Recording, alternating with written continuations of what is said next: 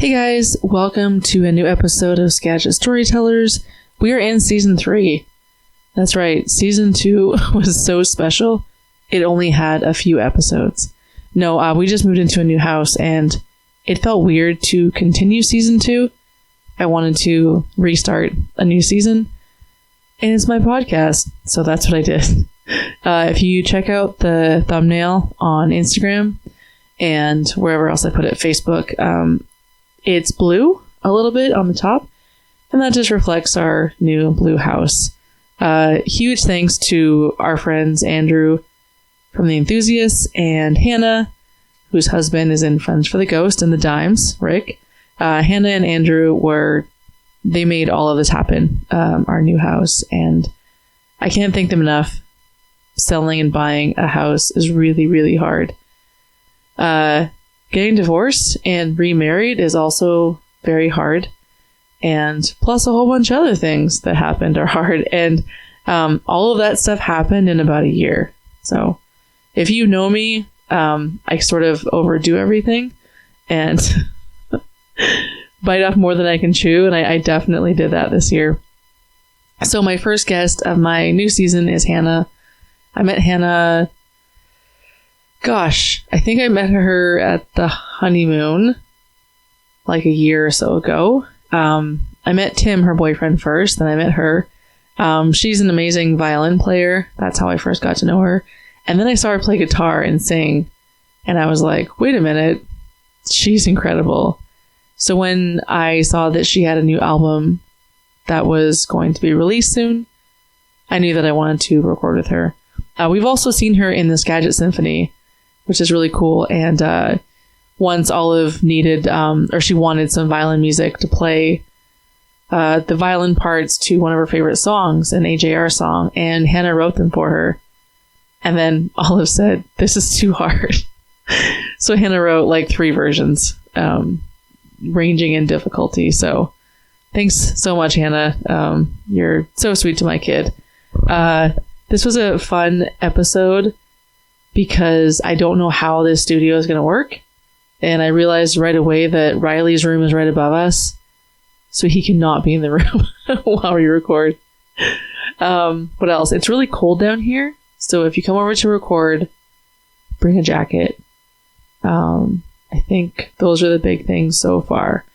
We'll see how it goes. I don't know if I could have more than 2 people in here, but we'll figure it out. I have a couple more guests coming over next week, and we'll figure it out. I'm going to try to stick to Wednesday releases. There's not a ton of music, like concerts, to mention.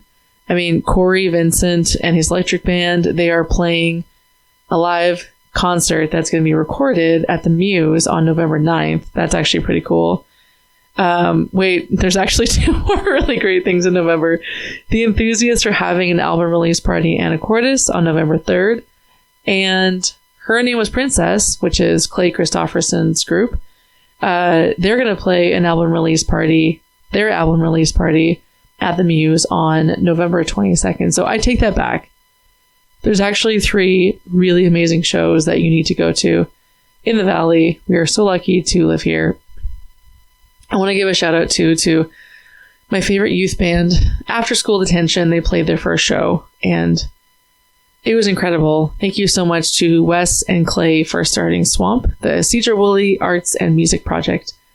The kids had a blast and they played really, really well. And I'm excited to see where all of this takes them. So good job, kids. Okay, I'm going to wrap it up. I'm going to keep it short. What do I say at the end? Oh yeah. Enjoy your week, be of use, and go do something hard. Howdy, partner. Welcome to one of the most northern parts of the United States of America. Travel with me upriver as we talk to a bunch of ladies and fellers and they share their tales of wit and wisdom. That's right, it's time again for Skagit Storytellers with Liz Duffy.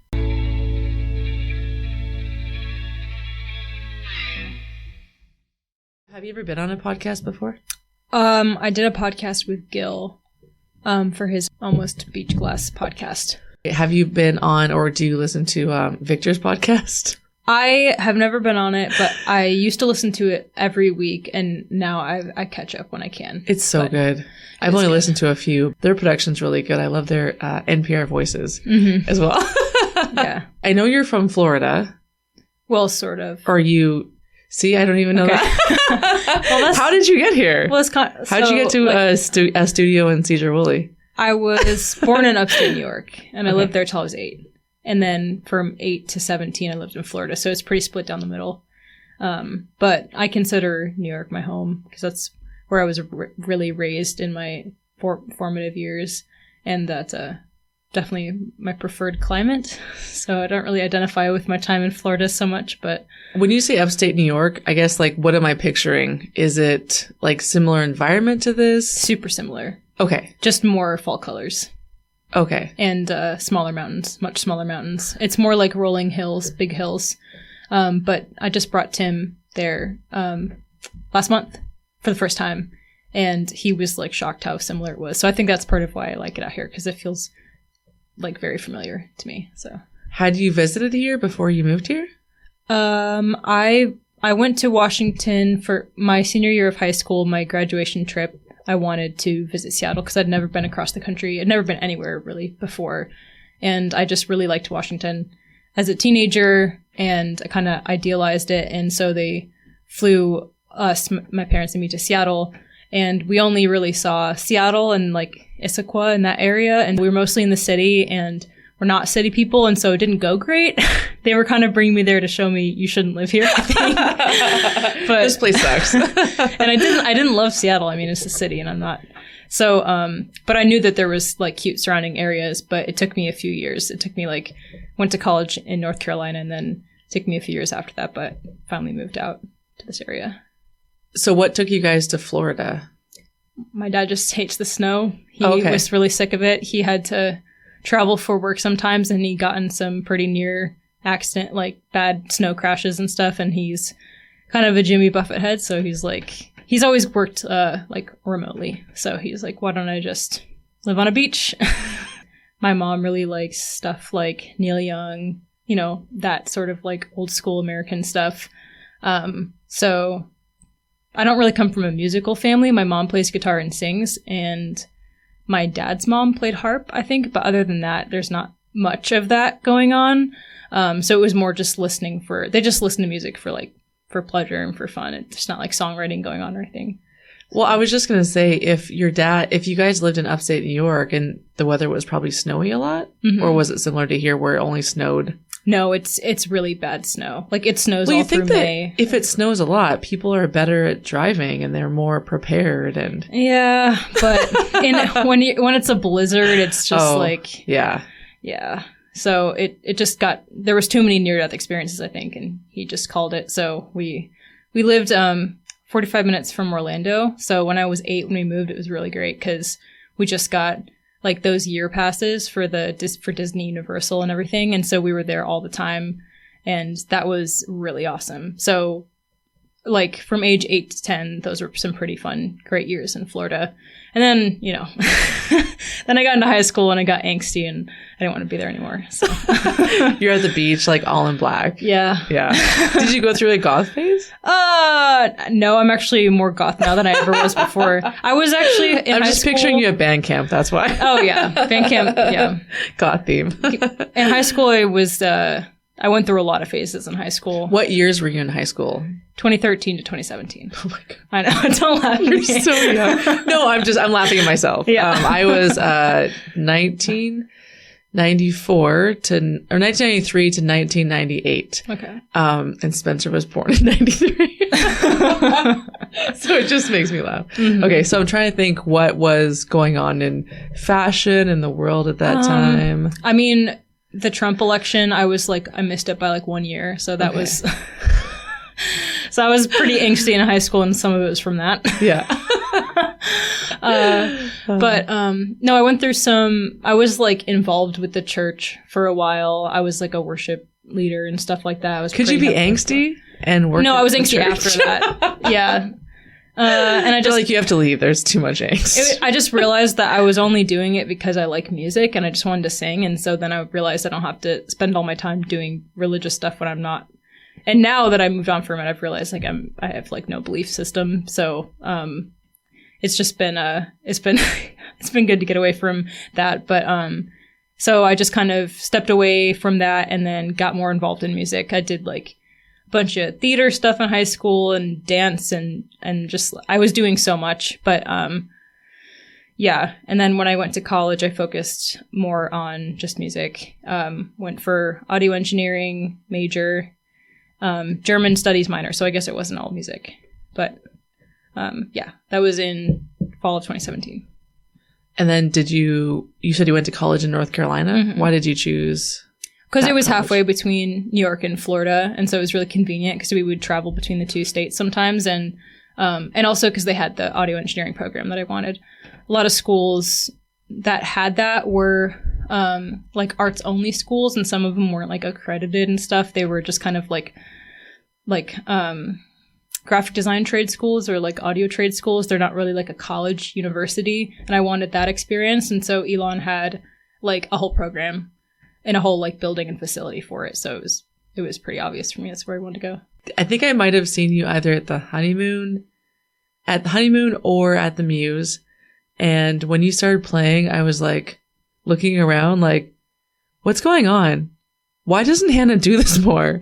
Like, you're incredible. For violin? I think it might have been the guitar. Oh, were you at the Washington Muse Tones showcase? I think so. Okay. Yeah. We stayed for the first half. We had to leave. Gotcha. But it was incredible. And I was like, why aren't we talking about this? Like, what's this like secret that Tim's hiding? It's not a secret. It's like the lowest priority for, like, I have so many things that I'm juggling. And so like performing my own music live is just like the least important thing to me. And I just don't even like doing it. Well, and I think I asked you, I was like, what is going on? You're like, I just don't like doing it. Yeah, it always feels just like naked and wrong. And I don't know. Well, then why are you doing it now?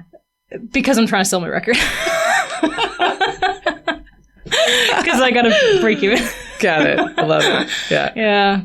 But I don't know. I care so much about my like arrangements and the like, for me, recording an album is like making it this perfect, precious thing. And it's exactly how it should, or close enough to how it should sound. And so when I have to like then recreate it and then it's just me, I don't know. It never feels great. So how's all the mastering and everything going? Is it harder than you thought it would be? Like tweaking it and making it sound good, or like, are you too much a perfectionist with this album? Or this one? Well, this one was different because I have never really done an album where I like structured it in a specific way. Like normally my albums are just like a collection of songs and then I throw them together in whatever order is like happy song, sad song, whatever. I just mix them up. This one I like tried to structure it where it starts in like a lighter folky country genre and then slowly song by song it gets darker. And so that was like hard. It took a lot of like planning towards the end. I had to do some unfortunate moving around of things. I capped out my record time, so I went what does that mean? Well, the physical record can only hold like 44 minutes or so without the quality degrading. And my album is at 51. So there's going to be 3 bonus tracks on the digital record that wouldn't fit. Had to scratch those. But, so this one was definitely more challenging than I'm used to. Normally it's like, I don't really think too hard about it. Like, yeah, I'm a perfectionist, but I don't really have the time to do all the tweaks I want to do. So it's at a certain point, I just say, fuck it. But to a certain point, I'm a perfectionist, but then I do draw the line because, you only have so many hours in the day. So, well, and who's giving you this timeline? Did you just give yourself this timeline? Like, okay, by October, I want to be done? No, this timeline. So normally I'm working totally independently, but for this one, since I am getting records pressed, I was working with Washington's. Got it. And so because Washington's has other artists, there was like a gap in the winter section. And so like Sam was like, if you want your records out by winter, we need October. He gave me a deadline. Yeah. So that was like, that was the time frame I had to finish it was about like 2 months when I learned that. The digital album's coming out on December 13th, Friday the 13th. And then, so that'll be out for like a week, let people listen to it. And then we're going to have a solstice party at our house, the 21st, to like sell the physical albums for the first time. Oh, cool. So I'll do a set. We asked Jeff Mack to do a set, so he'll play and I'll accompany him because I'm wrapping up his album now. And how do you know he's local, Bellingham? Or? So I saw him play at an open mic at the Honeymoon. How long? Oh my God, I don't even know when that was. Probably 8 months ago? I don't know. And I just like freaked out and like pulled him aside and I was like, do you have any music recorded? Because I want to listen to it. And then he was like, no. And then I was like, well, you're coming over to our house next week. Or I don't know, something like that.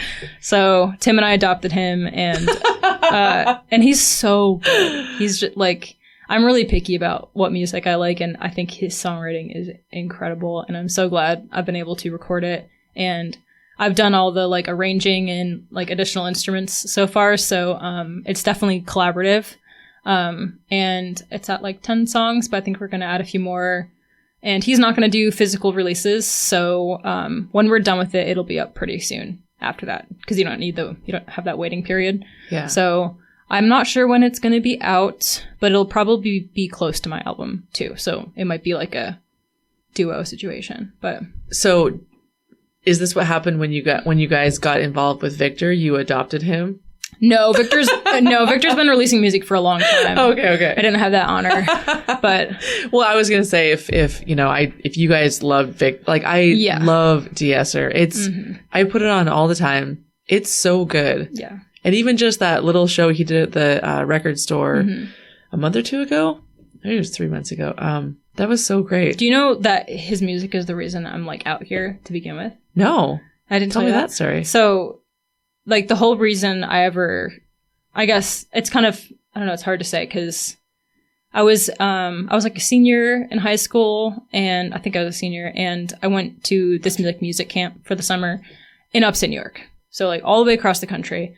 And, this guy kept playing this song over and over and over on his guitar. And it was What Does Grow in the Garden There by Victor, by De-esser. And I didn't know what it was at the time. And there was no internet there, so I had to like memorize the song. And then as soon as I got home, I like tried to look it up on Google. And it took me a long time because he just doesn't have much of a presence. And I finally found his song and I just like wept and just like it like I'd never heard music like that. And at the time I had just started writing like my junior year and it was very teenage girl music. And so hearing Victor's music was like mind blowing because it just instantly influenced like what I wanted to be and how I wanted to write. And so I got really obsessed with his music and looked him up. And through looking him up, I found Tim on Instagram. So that's how I met Tim online. I started... Because they were friends? They've been buddies for a long time. Okay. Like decades. Is he from Monroe too? Victor? No, he's from somewhere in Washington. Okay. I don't know. But Tim and Victor knew each other from, I think, like college age or after college age. So a long time. And so I discovered both of them online and like I wasn't really like actively trying to be friends with Victor because I was kind of intimidated. And I would like send him messages and be like, what does this lyric mean? And then he would tell me. I need to know. I know. Or like, what is this lyric? Because sometimes I couldn't understand because I would be I've been like making charts and stuff of his songs so I could learn them. So I was a big fangirl, and then I became a fangirl of Tim too, just online. And throughout college, we started like collaborating. Like he hit me up to record violin for stuff. And then after college, we started talking, fell in love. And I moved to Colorado, and he came out to see me for the first time. And that's when we met for the first time. And then he drove like from Washington to Colorado to meet me. And then after my job that summer there was done, that's when I moved out here. So was that when he drove out, was that the Vandal Hands? Remember he saw something that said the Vandal Hands of Man? Oh, was it on that road trip? That was on the road trip moving me back out. He initially came to visit me and meet me. And then a few months later when I moved out, he flew and then we drove back. So he helped me move out and we were stopped in like Wyoming or something. like at a gas station, and there was just one of those info displays about the deforestation of the settlers and stuff, and it was just like this epic lumberjack guy, and it was just telling about how the vandal hands of man just like destroyed the trees in the area or whatever, and he just like instantly laughed so hard at that phrase. He's like, that's ridiculous and amazing, and I'm stealing that for a future band/album. So like we actually, when we first moved here, we formed a band called the Vandal Hands of Man. You did? Yeah. Oh, and wow. it was with Who was in it? do you know the band Pure Halcyon? Yeah. So the drummer. Okay. So I actually worked at an insurance company with the lead girl. And I was telling her we needed a drummer, and she was like, oh, we have a drummer, we can share a drummer. And so we worked with him, and then oh my god, there was like a few other people. It only lasted a few months. It was a very fleeting thing. Covers, originals? Oh, a mixture. Okay. Yeah. But it was fleeting because like all the other people in it were like college students or that age, and so yeah. And plus it was in Bellingham, and we had to anyway, so it just didn't last, and then he recycled that name for an album, so yeah, it lives on. So Jeff Mack, he's gonna play at your album release show. Yeah, we're gonna do so November 22nd. Unfortunately, that's the same. Oh, I know. Clay. I know. That's why I can't go to Clay's thing. He's breaking my balls about it. Don't let me tell you. Every time I see him, he mentions it. Sorry, Clay. Sorry. So yeah, we're doing a show at the Honeymoon with Pete, and Pete too. Yeah, and Jeff asked me to do a few songs for my album, so I'll sing too, just a few. But so that'll be, I think, our first time playing together. Like me accompanying him live. We gotta sit down and figure out how to do it, because kind of the same problem I have with doing my music is we've done a lot of arrangement now, so a lot of the songs have a lot of harmonies and multiple violins, so we have to sit down and figure out, I'm only one person live, so which line do I sing versus which line do I play? Gotta make choices. We went to the Swamp show last night. I know. I'm sorry I missed that. I didn't. I'll send you the YouTube. Tim, I don't know if you saw it. Tim Fisher posted their whole set, 2 parts, which is, I mean, it was probably 15 minutes total. Okay. They were so cute. A couple days before, they were practicing at Cam's house, the drummer, and I said, well, okay, guys, I'm going to record you. Like, let's pretend, okay, you're playing. Mm-hmm. I'll record it just to see, like, how long it is. Like, I'll time you. Okay. So I wasn't really paying too much attention. I was kind of looking a little bit. And then the last song, they finished, and I looked down and I said, guys, that song was 90 seconds. And they go, oh, I guess we could like take out that last part. And I go, no, it's too short. And they're like, really? I'm like, yes. I told Clay you guys would do 20 minutes. David, you got to talk a lot between the songs. And so we're trying to figure out what to do, because like anyway, like the show is like the next day pretty much. And so Cam's dad was like, hey, just play every song twice. No one's going to notice. Mm-hmm. So get to the end and then just go again. And so before they started, I was like, showing them a 2, like twice. That's funny. And Grant's like, I already told them, I reminded them too. I'm like, okay, good. And sure enough, I don't think anyone noticed. So, wow. But yeah, it was incredible. But there was a woman there, and she said, she was at the AMP string camp. Forget her name, but she's going to start doing, string lessons at the library in Cedar Woolley. Nice. Yeah, like free ones. And then I think she might even be doing them at the drop-in center as well. So is Olive doing bass and violin now?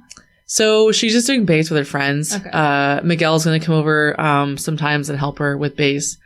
And then just for her band. And then just violin she'll do like with I think it's called the Skagit Youth Symphony Ensemble with Barb. Yeah. So that's Tuesdays. Places that I lived had really robust string programs, and so that's all I knew. And then when Tim told me, growing up in Monroe, his school didn't even have strings, nothing. I was like super shocked. I can't even imagine. Yeah. Like it makes me really happy that I grew up with what I did, because you were saying that you record the symphony, the Skagit Symphony? Yes. So at McIntyre Hall? Yeah. Okay. So I also play in it. So I get there early, and I set up to mics on the sides of the stage. Just two mics? Because I was going to say, like, how much equipment do you need? They don't let me put more than that. I used to put them in the center of the stage, and people complained. And so there's like strict rules. So I have two mics on the sides facing across, like an X pattern. And then I have one sort of like Zoom microphone in the center to pick up like the principal players. And then I just mix those together. And it's not like the best sound, but they just use them for like their own drive and like history of their performances. Definitely. So it's not like it's being printed on CDs or anything, but so I just get there a little early to do that, stay later to unpack it, and then spend a few hours like putting those files in my computer, editing them, cutting them, and exporting. So it's a few hours of work, and then I get paid from the symphony to that every time. So it's a pretty good gig. Did you, because you said you lived in Mount Vernon when you first moved here? Yeah. Is that when you joined the symphony? I lived directly across the street from McIntyre Hall. So it was like, oh, really? I could like walk to the performances. It was, oh, wow. So it was super convenient. And that's why I joined. And then I moved to Bellingham. Yeah. And it's no longer convenient, but I'm now attached to that symphony. So. Yeah. But sometimes I sub with the BSO, which is nice.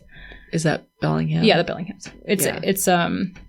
It's kind of like when you get called to sub, you have less time to prepare because you're just a fill-in, and so you're not there for all the rehearsals because I get paid per my time, and so they don't, you only get asked to go for like 4 rehearsals, so you get less time to learn. You have to learn it quicker, and it's generally sometimes harder because it's less of like a community orchestra. It's more of like they like have much stricter auditions, and they perform at Mount Baker Theater. Oh, okay. Which is really gorgeous. So I've done a handful of performances with them.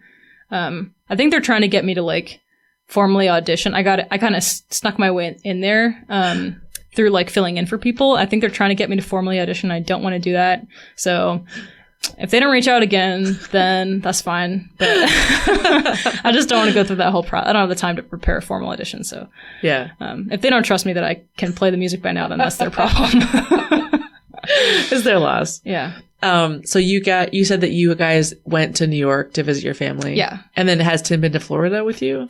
Tim went, so our first winter together, we went to Miami for a wedding, and we were going to see my family then, but we didn't because my grandfather was sick from there was some COVID problem, like COVID scare or something. So it was around 2020 or 2021? 2021. It would have been 2021. Yeah. And so we didn't end up, we were in Florida and we didn't see them. And so he never met my grandfather because my grandfather passed last year. But so he's actually never, I don't think he's ever been to where my parents live in Florida, but I might be wrong. But so he went to New York for the first time, met my mom's grandparents for the first time. That's my remaining grandparents. So that was really great. They got along. They loved him. Oh, good. Have they been up here? No. They don't really fly. Oh. Yeah. So I hadn't seen them. Well, I've seen them, but I hadn't been back to New York since I moved out. So it'd been like 3 years, which doesn't sound like a lot, but it felt like a lot because so much has happened.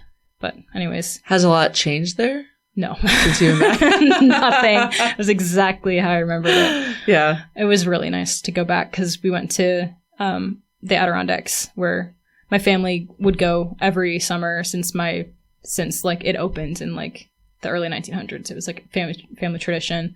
There's this like rustic cabin resort sort of thing that just has like 120-year history, and my dad's side of my family's been going, and I've never taken a partner there before because it's like a big deal, and so it was kind of a test, and he passed, and it was great. And it was really fun. Played a lot of board games, played a lot of music on the dock, and just had a great time. It was really relaxing. Where are your parents from, or your grandparents? Like, they're all from upstate New York. English and German. The Stricklands date back to like, we have a family sort of castle, the Sizer Castle in England from like the War of the Roses. That's like the Strickland family. So we're from like that Strickland family line and from England, and some German blood. And then my mom's side is like Irish, I think. So yeah, super pale, super white. Is that where the Wyatt is from? Oh, no, I just made that up. Oh, okay. So Strickland is your actual last name. That's my last name. And then Wyatt is your music name? Since like 2020. Okay. It's a relatively new thing. Okay. I was sick of having to spell it.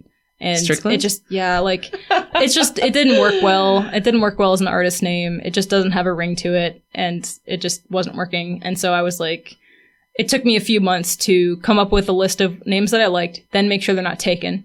Okay. And Hannah Wyatt does have artists with that name, but they don't have anything on,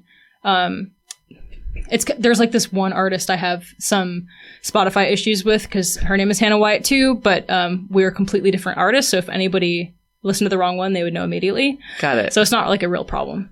So yeah, I just picked that because it sounds kind of like Western Americana and it's quick and short and you can't misspell it. You guys just went on tour with Eli. I mean, this was probably 6 months ago? That was in April. Okay. Yeah, how was that? That was very stressful. April. Was it? Well, we just did. You went to California, right? Yeah. So the first tour with Eli was 2 weeks, and it was just me and him, and we went to California. And we took our time like going down, and then we flew out from there. And then this time we only had 1 week, and we drove. We instead of a rental, we used my car. We drove there and all the way back. Wow. So it was half the time, twice the distance. How many stops though did you do? Like we only did like half the amount of shows. Okay. So it was like super different tour. Yeah. What kind of venues did you play? This one. So the problem with this tour was kind of a nightmare because for the first time he tried to use a booking agent instead of booking it himself, and you'd think that would be better, but it was a complete nightmare. The guy dropped all the shows. What does that mean? He basically he had much more like famous important artists so he was focused on, and so he had shows lined up for Eli and all of them fell through. And so our whole thing was like house shows, and then the final one we had one show at a venue in LA because we played there the last time, and that one went really well, but the rest of them were house shows, which were great, and it was like a lot more intimate, and so that's a very different experience. But the first tour was definitely for me a lot better of an experience because we were playing like real venues, and we did a show every day. We did like 14 shows. Wow. And it was super different this time just because it's not his fault. It was like the booker's 100% his fault. The booker. So that was just unfortunate. But we made the best of it, you know? Yeah. And Tim was there with me that time, which was really great. Yeah. Because, two extroverts in the car, and then they can talk to each other and I can just sit in silence. So I'm trying to think. So I saw Eli waltz at was it the Pink Floyd show? What show was that at your house? The one right before the tour. Yeah. Yeah, it was for Mecklingfest. Oh, yeah. Okay. It was Tim's space themed Mecklingfest. Right. Okay. And then we left like the next day. Got it. So it was a crazy month. He was really good. I just remember the moment when like he opened up like this little booklet thing, and I was looking, and I'm like, why does he have 10 harmonicas? Like, because of the keys. Because I'm not like a musician. Yeah. So I'm like, what? Why would you have more than one? I'm thinking like, does he break them while he plays?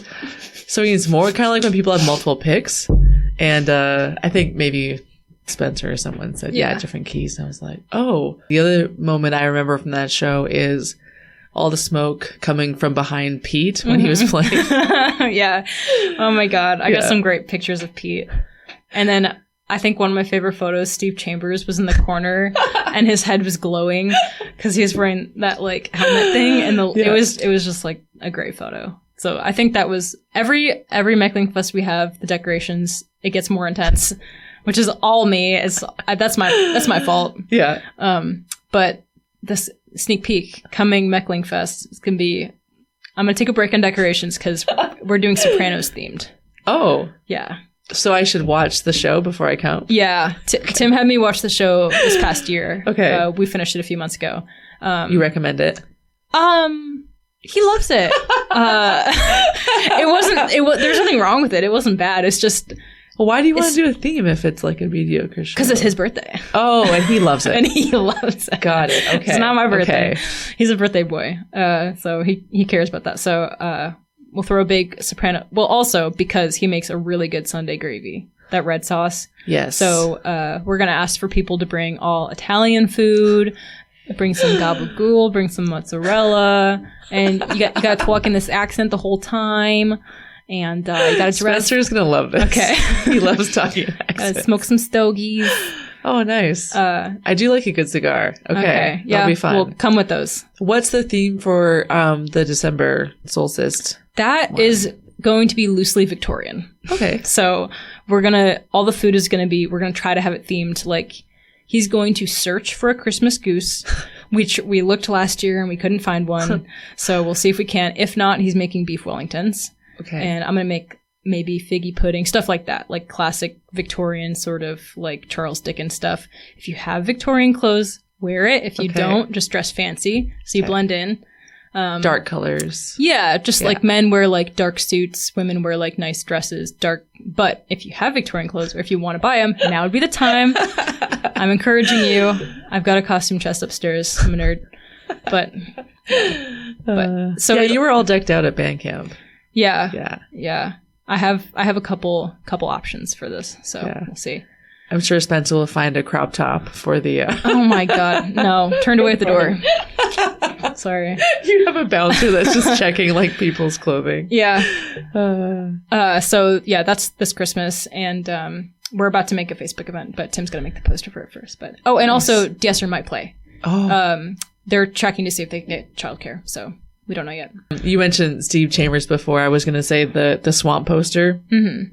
Steve had a copy and he had all his bands sign it, and Surreal and Fanny Alger. Mm-hmm. And when we got to the show, I said, "Oh, you guys got to write your set list." And they look at me and the kids are like, "We have 3 songs. Like, we don't need a set list." I'm like, "No, because Steve Chambers will need it after." You have to write each song twice, too. They should have done that. So they write it out. Oh, so we were talking about doing it, and they were talking to a few of the guys in Fanny. I think it was Quinn. Quinn's like, "I have paper and a Sharpie," and just opens up his jacket and takes out this paper and a Sharpie. Oh my God. And so they write it out. It's just a regular piece of paper, and they wrote like in the corner like these 3 songs. And then after the show, they pick it up, and I was like, "Olive, you got to give this to Steve." And I said, "Olive, we got to get this. You guys got to sign it." And she's like, "Can we give it to Steve?" I'm like, "Yes, we have to give it to Steve." So she writes out like, after school detentions for a show, and yay. And then we were making merch the other day, kind of like those things. And one of the I made pencil cases too. One of them, the O's didn't go through or something, and so they were just solid. And I was like, "Well, this one's a limited edition one, And she goes, "We should give it to Steve." And I just like the fact that like she gets it, like all of us do. Like, Steve is so important to the music community here. And I just love all the little detail things that he thinks of. And even just like he took a whole bunch of pictures at the show and, sent them to me. And it's really cool. He DM'd me the other day specifically requesting a copy of the test pressings of my album. And I was like, "You got it, dude." So I'll hand one off to him once I make sure there's nothing horribly wrong with my album. Yeah. Because I've never had physical media before, so I'm nervous. Like I've mastered for other people's vinyls before, so I know I can do it. It's just like with my stuff, I don't know. It's a new thing, so we'll see how it goes. Yeah. Plus, there's some songs that Tim did, his Nord Electro, his keyboard. Okay. And he has some samples that we used for some really low sub bass for some more like electronic leaning sounds. And those are like really low deep notes. So I'm hoping the needle doesn't like lose its mind. So okay. I'm a little nervous about that because I've never mixed those like that type of instrument before. So I'm sure it'll be fine. Do you have to mix it differently for vinyl or no? It's a little different. Yeah. Okay. It's just like when I'm mastering, normally I have some like my mastering chain and I have like a limiter at the end. And then when I was looking up how to master for vinyl, like a few years ago, because I did it for Eli, I didn't know they didn't teach me that in college. So I had to look it up, and there isn't like a massive difference from what I've seen, but you have to not have the limiter, which I don't understand at all. It's very counterintuitive to me. I'm sure someone can explain it to me. But so I removed the limiter, and then I turned it down just a little bit, just a hair. And then you don't want anything like a bass to be panned crazy. You want it to be centered. So just like little things. So I'm sure it'll be fine. I'm just nervous because I've never had my stuff printed before. So are you doing just vinyl? Yeah. Okay. Yeah. And we're doing it in this like translucent kind of watercolor looking orange. Yeah. So the orange that you saw online... Was it called habanero? Yeah. So the orange you saw online was the solid orange. And then since then, we've chosen... There was like a different like setup, and there's an orange that it kind of looks like watercolor. So it's like dark and lighter orange, and it's really cool. But so that's not in the mock-up, but I'm really excited for that. And it's also Washington's colors, so it's conveniently branded for the label. I think I was surprised that you said your album's coming out December. What's happening? Is it next week? What comes out next week? Oh, just a single. Oh, a single. Okay. Yeah, we're just, I mean, I don't love doing singles, but I'm doing one next week, the 11th, and then one in November. And then was it easy to choose which ones you wanted to do for singles? No. No. They're your babies. You can't play favorites. Well, like, I chose the first one, I think, because I've done it live and people liked it, and I just kind of had that as a reference. And then the second one I chose only for the reason because it's like one of the only upbeat songs, and they do better as singles. Okay. So, like, the songs I'm most proud of are not ones that would do well as singles. So it's not like I'm choosing singles based on favorites. I'm doing it more like strategy. Yeah. So, yeah. Cool. Did you want to play one of your singles? I can play something from the album. Okay. Yeah, play whatever you want. Or I guess I could also play. You could play Wagon Wheel? I don't care. Yeah, I can. Please don't play Wagon Wheel. You could not pay me enough. I've only ever played Wagon Wheel on violin with the band singing Wagon Wheel. It's really? Very, very different. That's awesome. Let's see.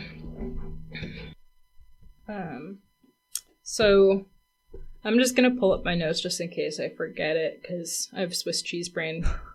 Are you gonna have the lyrics in the vinyl? That's the plan. Yeah. I made a lyric sheet. They somehow all fit on there, which is a feat of miracle. But we're shopping around for different prices for printing the sheets right now. So most likely, yes. If something goes wrong, then no. But I think 90% chance, yes. And then the other side of the sheet would be like, so have you seen the album design, the cover? I was just thinking, is it a picture of you? It's let me show you. Black and white? It's it says Sunday Cowboy, and it has... That's the title of the album? Yes. 1 second. What's the title from?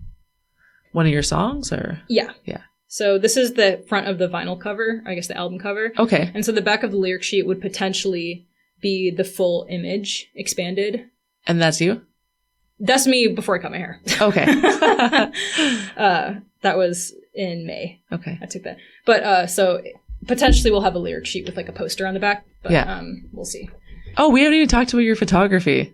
Oh. Yeah. You photographed our wedding. I did. That was fun. That was awesome. Yeah. I just like every time I look at the pictures of the ceremony, like specifically I was looking at the ones that Steve had sent me. Mm-hmm. I was just thinking, oh my gosh, this is when Hannah ran across the street. That was the scariest moment. One of the top 3 scariest moments of my life. So at what point in the ceremony did the battery die?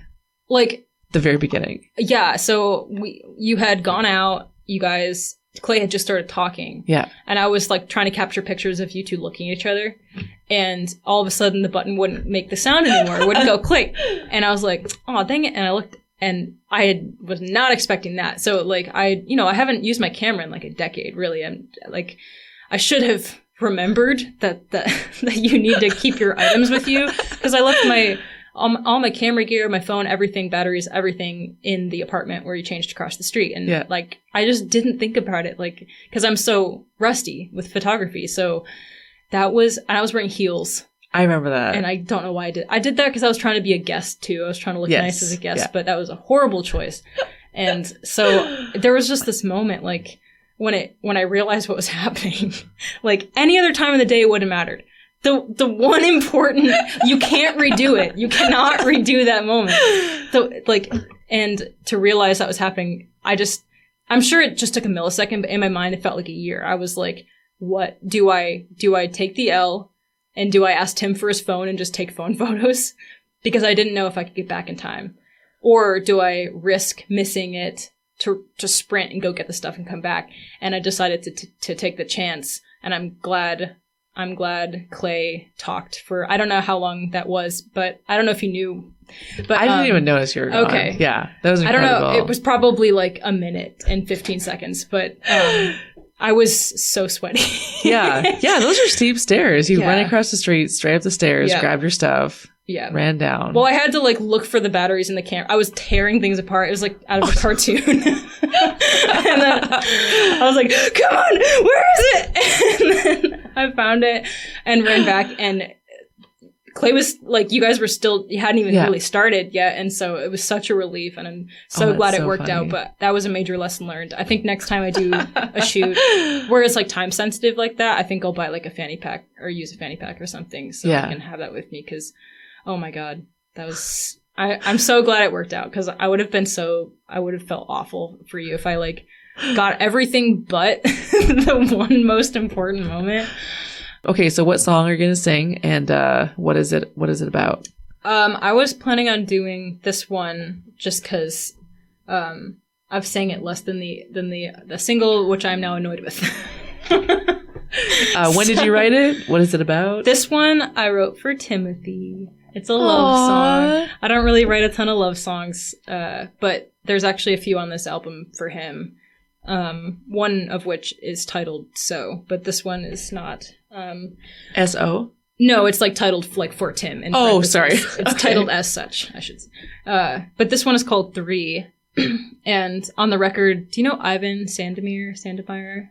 He's like a Bellingham. He's in like the theater. Okay. And he actually is hosting that Honeymoon open mic right now. Oh, cool. I think I might have seen his name. He's got a gorgeous, like, kind of Radioheady voice, and so I heard him to sing harmonies on this one. When you just said Tim with love in your eyes, I was thinking, oh yeah, I text him and I said, send me something cute that I can say from you on the recording. Aww. And all he said was, Tim loves his little Hannah Bear. Aww, that's... Well, now I'm inspired. Aww. Okay. And we're doing like, we did a lyric video for the first single using our typewriter. I just got Paige Woods gifted me a typewriter when she was moving. What's the brand? Olympia. Nice. And it's like this pretty green color. It's amazing. Like kind of like that green? Sort of. Okay. Sort of. And so we did a lyric video for that, and then we're gonna film a video for the next single. That's kind of we've been like fog tracking. We've been looking for when the fog is coming in, and we're gonna try to film me like in the forest fog. So when you said fog tracking, I was thinking like you want audio of the fog. Oh, I mean, like, what does it sound like? Yeah. Okay, got it. So we have like a month to do that one, and then the other day I started, because it was raining yesterday morning, and I started filming some shots for this one, because I'm going to do a music video for this one too, even though it's not a single. Yeah. And so I shot some video of like it raining from inside the house, like the rain on the leaves, and just like the coziness of like our warm home. And it's going to be like a sweet music video. And then Sam's going to film me and Tim just being lovey-dovey and maybe getting soaked in the rain, like Notebook style. So for this song. So we'll see if that comes together. I was going to say, because you guys have a recording area at the top of your house. Can you hear the rain? Well, we don't really... That's kind of defunct. We don't really use that as a recording space anymore. Oh, okay. Because there's just no temperature control. Oh. So we do everything pretty much downstairs now. But yes, when it's raining, it's super loud up there. That's also part of why we don't record up there anymore. But yeah. Yeah, my old studio, we had a metal roof, and I was in the top. And when it would rain, it was so loud. Yeah. Now here it's like in the dungeon. Yeah, this is definitely better for you. So. Yeah. Okay. All right. So this is not going to be a single. I've played this one out before and people liked it, so better not mess it up. But yeah, so imagine some gorgeous like male harmonies, like Radioheady. Do you want me to grab Spencer? Do you want him to sing? Sure. I'm sorry. Let's go. Okay. Mostly in tune. When you're playing on Ep01, all bets are off.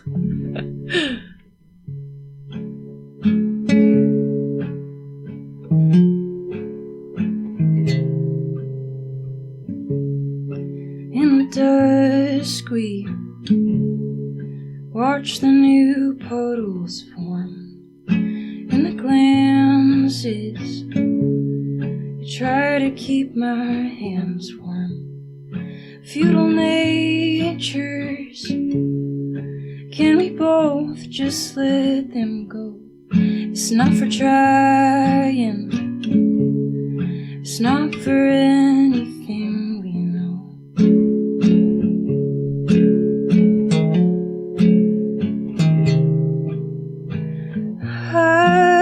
Hyacinth and honeybee, fair beneath the willow tree, baby's breath and bend a knee. I have one heart, but I'd give you three.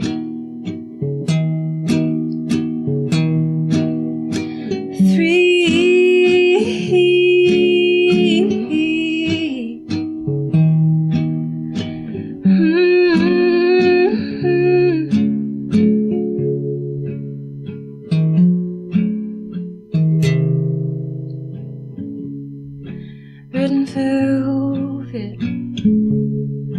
warm as old tapestry, with your lips soft, where my hands used to be.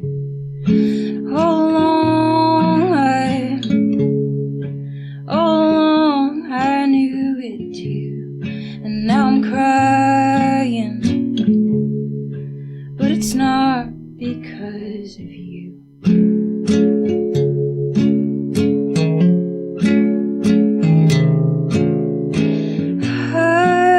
Hyacinth and honeybee, fair beneath the willow tree, baby's breath and bend a knee. I have one heart, but I'd give you three.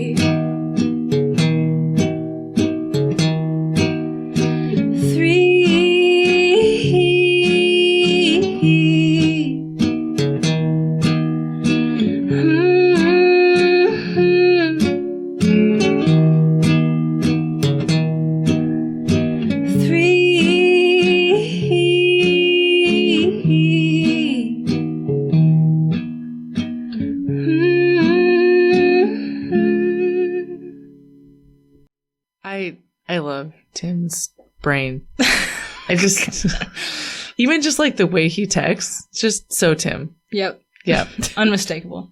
Have you seen him since the mustache? He shaved his mustache? He shaved his beard off into a mustache. Have really? you seen that? No. I asked for it for my birthday and he did it. Let me show you a picture. Has he posted it? He's specifically not posted it. Oh, he's not. Okay. Because he says he wants people to witness it themselves. and also, let me find a little text message here. And also because he doesn't, from what I've heard, he doesn't particularly love it.